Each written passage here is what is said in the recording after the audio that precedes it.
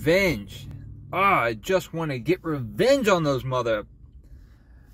You might want to go out there and get revenge on them, but it is not worth it, y'all. It's just not worth your time and your effort. What am I talking about exactly? Well, those customers that don't tip, that call you back and say, hey, you didn't drop off my order. Where's my food? And you're like, I dropped off your order right where you told me the address was. And then they start cussing you out. You son of a, you mother F, all this stuff right to your face, right in your ear because you're talking to them on the phone. Well, it's not worth it, y'all. It's not worth going back to the customer's house and trying to get revenge on them. It's really just taking a lot of time and energy out of your day thinking about that, wanting to go back and get revenge on them. Have I thought about it? Yeah, I've definitely thought about getting some revenge on some customers. You know, you drop off an order, they tell you they didn't get the order, then they mark it as a missed order, and you get a contract violation. Now you're in trouble and you have to make up 100 other orders just to get that contract violation erased. I've thought about it. I've thought about going to the customer's house, getting a nice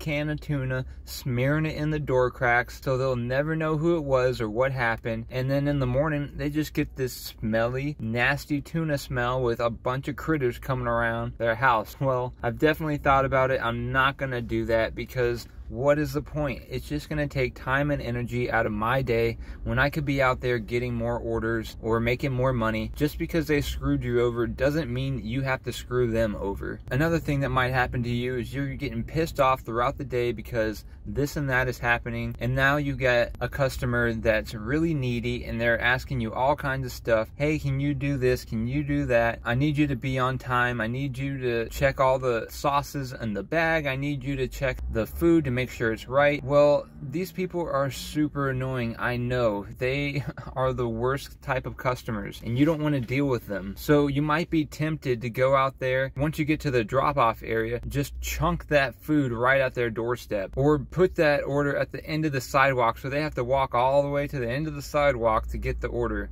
I have definitely done some things like that, but it is not worth it, y'all. It's not worth getting a contract violation over. It's not worth your time and your effort thinking about all this negative stuff and just keeping you in a bad mood. What you need to do is just take note of what areas are the problematic areas so that you can avoid those in the future. So if you get a bad order and a customer's cussing you out, especially if the customer is cussing you out, just call support at that point. There's no reason to exchange words with them and cuss them out back because you're just gonna get in trouble yourself. So just call customer support, tell them you have an abusive customer on the other end, and most likely they're gonna be deactivated from the app and won't be able to order anymore. So that's really the best option to do right there, is just let the customer support know. It might take a few minutes out of your day, yes, but you could, if you're multi-apping, you can hit another app while you're working, or you can just try to call them while you're working on another order. So whatever you need to do, just make sure you're not going back and forth with a customer, cussing them out,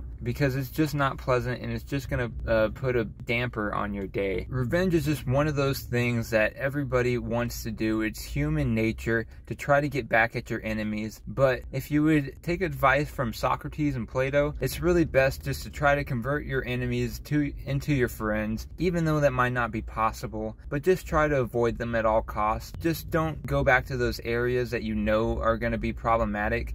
Remember the person's name. You know, it's kind of ridiculous that a customer would cuss you out in the first place because we have your address. So customers, if you're listening to this, don't cuss out your DoorDash driver. We have your address. We know exactly where you live. It's not a threat. I'm just letting you know, like, we know where you live. We could do things if we wanted to, but we're not going to do that. At least I'm not going to do that. I'm not going to go to a customer's house and put tuna in their door crack and let the critters come eat it out of their door crack. Nah, that's not what I'm going to do. Have I thought about it? Maybe. Am I suggesting it to the other DoorDashers? No, I'm definitely not.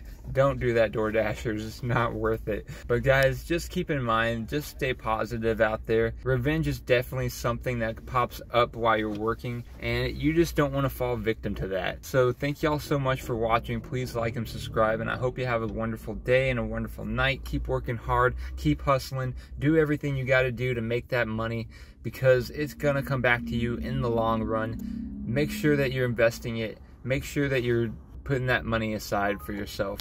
Thank you guys. Have a great day.